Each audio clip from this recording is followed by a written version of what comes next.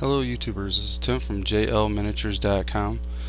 Today I just wanted to show you one of the pieces I've been working on. This is a update version to my Cast Mortal army. This is a battle standard bearer. I've done a huge amount of conversion work to him. He's right now on a 50mm base. I'm just going to start from the top and kind of work my way down to show you what I've done just to add the extras to it. First thing I did was I used 3 ogre standard tops. I thought that was going to be a little bit more menacing looking. I sculpted a fly onto there, and you can see that there's the mark of Nurgle. So this is a champion for Nurgle for my Cast Mortal army. The troll skull there is from the Battle for Skull Pass, one of the markers. I took and carved that all out and did that. You can see some of the chains hanging down. Those are from the hounds for vampire counts. On the front there, you can see that I took and sculpted somewhat of some skin and an eye, just to give it more of a decayed look. I also added one of the skulls, just to give it a little bit more evil look. I took and twisted some wire and added 2 more skulls, just kind of, you know, swinging in the breeze. And then it comes down to the champion here. Like I said, he's a champion of Nurgle. This is off the spawn kit with the 3 heads.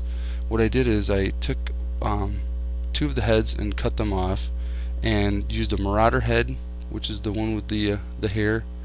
Try to get around his arm here. You can see his ponytails and stuff like that. That's actually the marauder head.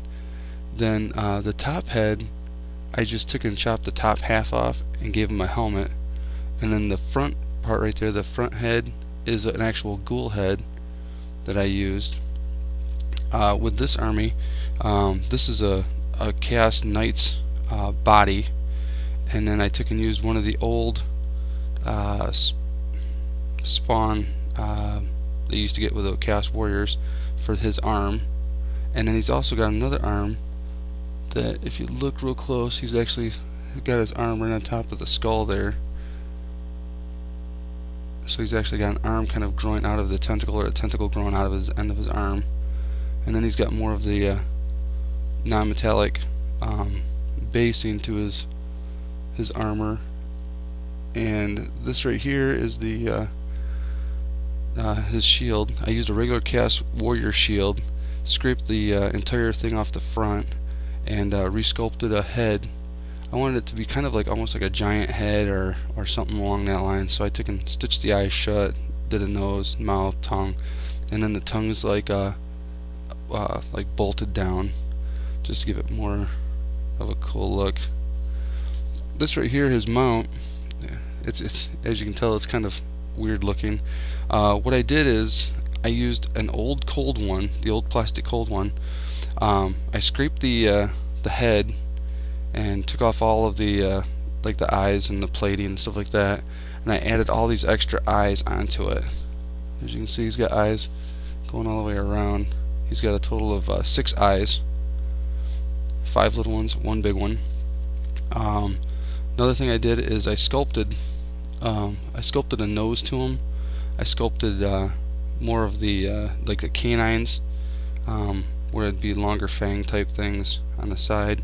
And then for his hands, I used the spawn hands. So I chopped the little hands off of the cold one, and then I also used the spawn legs, just to give them a different feel. As you can tell, there's one with a hoof. There's one with a hoof one. It's way in back there. And then the one with the 3 toes. I thought that just looked a little bit better.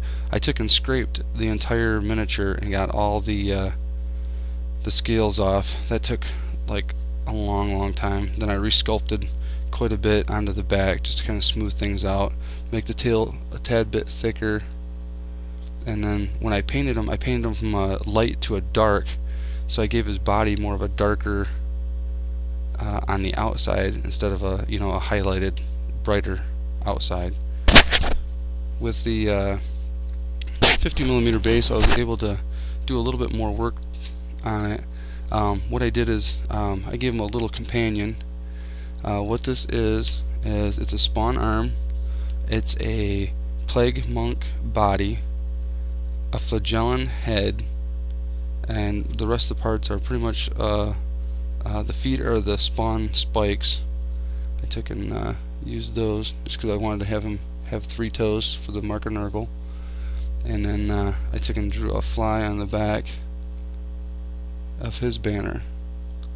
This represents, you know, a battle standard bearer. I put him on a 50mm base because I'm going to take and put him with a unit of hounds. His banner basically gives everybody on the board that he can draw a line of sight to a -1 to their leadership. So I figured that might help with my Chaos Army. Plus it just gives one more thing for it to stand out.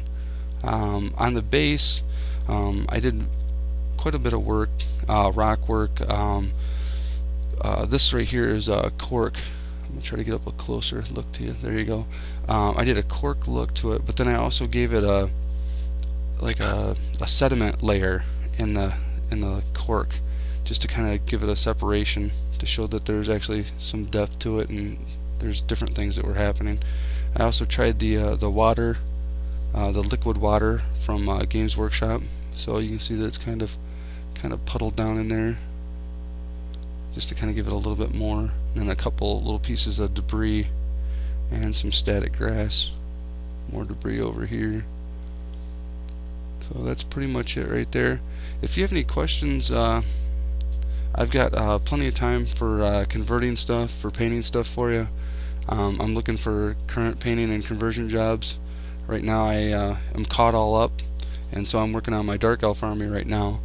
So if you want, drop me a line at timaccowan@yahoo.com. You can click onto my website at jlminiatures.com. I can help you out. Give me a call. Thanks.